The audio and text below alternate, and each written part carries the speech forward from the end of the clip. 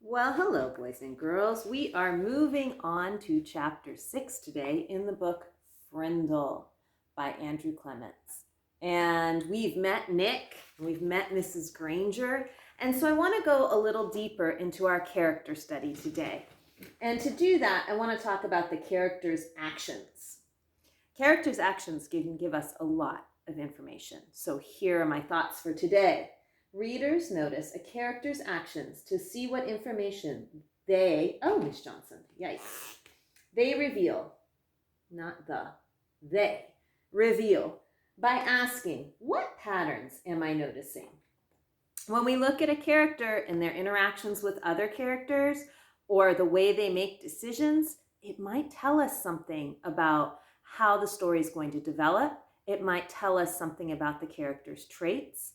It might tell us something about how the character is going to develop or change over time, what needs to change. So let's see what we learn about Nick by looking at his actions and looking at their patterns in his actions. The Big Idea is the title of chapter 6.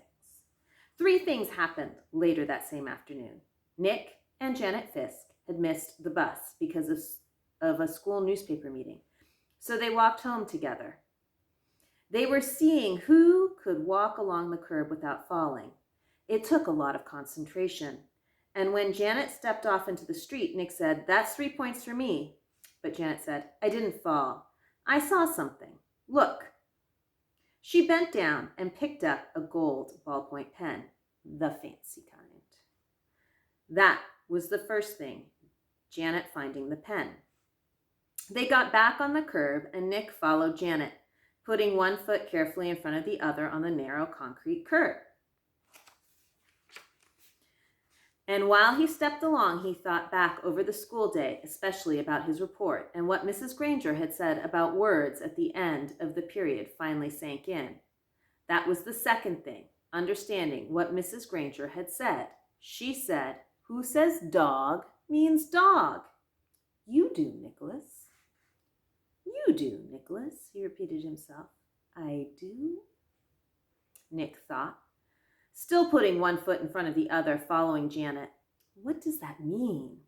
And then Nick remembered something. When he was about 2 years old, his mom had bought him one of those unbreakable cassette players and a bunch of sing-along tapes. He had loved them, and he played them over and over and over.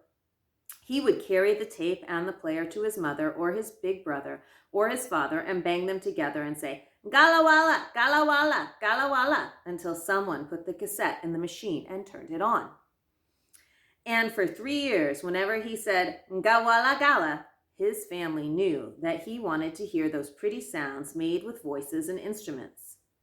Then, when Nick went to preschool, he learned that if he wanted his teacher and the other kids to understand him, he had to use the word music, not galawala. But galawala meant that nice sound to Nick, because Nick said so. Who says galawala means music? You do, Nicholas. "No fair," yelled Janet. They were at the corner of their own street, and Nick had bumped into her, completely absorbed in his thoughts. Janet stumbled off the curb, and the gold pen in her hand clattered onto the street. "Sorry, I didn't mean to, honest," said Nick. "I just wasn't watching." "Here." Nick stooped over and picked up the pen and held it out to her. "Here's your..." And that's when the third thing happened. Nick didn't say pen. Instead, he said, "Here's your..." Frindle. "Frindle?" Janet took her pen and looked at him like he was nuts. She wrinkled her nose and said, "What's a frindle?" Nick grinned and said, "You'll find out. See you later."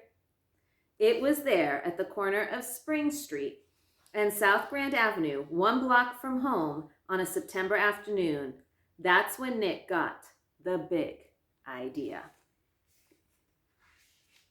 And here is an image of the big idea.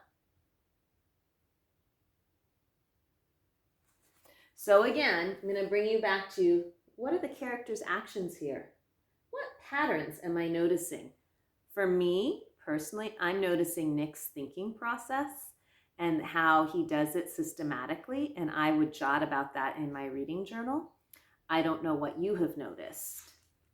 And by the time he had run down the street and up the steps and through the door and upstairs to his room, it wasn't just a big idea.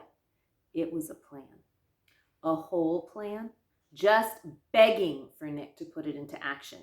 And action was Nick's middle name.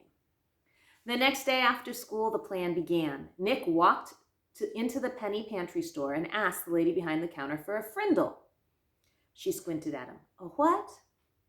A Frindle, please, a black one, and Nick smiled at her. She leaned over closer and aimed one ear at him. You want what? A Frindle, and this time Nick pointed at the ballpoint pens behind her on the shelf. A black one, please. The lady handed Nick the pen. He handed her the 49 cents, said thank you, and left the store. 6 days later, Janet stood at the counter of the penny pantry. Same store, same lady. John had come in the day before, and Pete the day before that, and Chris the day before that, and Dave the day before that.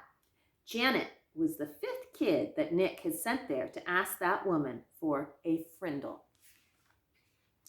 And when she asked, the lady reached right for the pens and said, blue or black. Nick was standing 1 aisle away at the candy racks, and he was grinning. Frindle was a real word. It meant pen. Who says Frindle means pin? Pen? Blah. You do, Nicholas. Half an hour later, a group of serious 5th graders had a meeting in Nick's playroom. It was John, Pete, Dave, Chris, and Janet. Add Nick, and that's 6 kids. 6 secret agents. They held up their right hand and read the oath Nick had written out. From this day on and forever, I will never use the word pen again. Instead, I will use the word Frindle, and I will do everything possible so others will too. And all 6 of them signed the oath with Nicholas's Frindle. The plan would work. Thanks, Mrs. Granger. And I just want to show what the author did to emphasize this oath is different from the regular text. It's in italics. And I love when authors or the publishers add details like this to enrich my reading so that I'll take extra time with something. So I just wanted to point that out.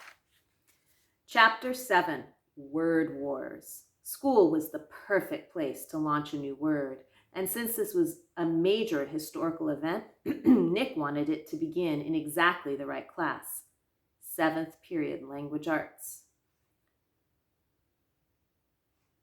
Nick raised his hand first thing after the bell rang and said, Mrs. Granger, I forgot my Frindle.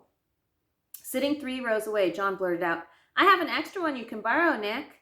Then John made a big show of looking for something in his backpack. I think I have an extra Frindle. I told my mom to get me 3 or 4. I'm sure I had an extra Frindle in here yesterday, but I must have taken it. Wait, oh yeah, here it is. And then John made a big show of throwing it over to Nick, and Nick missed it on purpose. Then he made a big show of finding it. Mrs. Granger and every kid in the class got the message loud and clear. The black plastic thing that Nick borrowed from John had a funny name, a different name, a new name, Frindle. There was a lot of giggling, but Mrs. Granger turned up the power in her eyes and swept the room into silence, and the rest of the class went by according to plan. Her plan. As everyone was leaving after class, Mrs. Granger said, Nicholas, I'd like to have a word with you. And she emphasized the word. Word. Characters, actions, friends. What can this tell you? Maybe nothing, maybe something. Nick's mouth felt dry and he gulped, but his mind stayed clear. He walked up to her desk. Yes, Mrs. Granger? It's a funny idea, Nicholas, but I will not have my class disrupted again. Is that clear? Her eyes were lit up, but it was mostly light, not much heat. Idea? What idea? Asked Nick, and he tried to make his eyes as blank as possible. You know what I mean, Nicholas. I am talking about the performance that you and John gave at the start of class. I am talking about this. And she held up her pen, an old maroon fountain pen with a blue cap. But I really didn't have a Frindle with me, said Nick, amazed at his own bravery. And hiding behind his glasses, Nick kept his eyes wide and blank. Mrs. Granger's eyes flashed and then narrowed, and her lips formed a thin, hard line. She was quiet for a few seconds, and then she said, I see. Very well. Then I guess we have nothing more to discuss today, Nicholas. You may go. Thanks, Mrs. Granger, said Nick, and he grabbed his backpack and headed for the door. And when he was just stepping into the hallway, he said, and I promise I won't ever forget my Frindle again. Bye. Ooh, sneaky little child.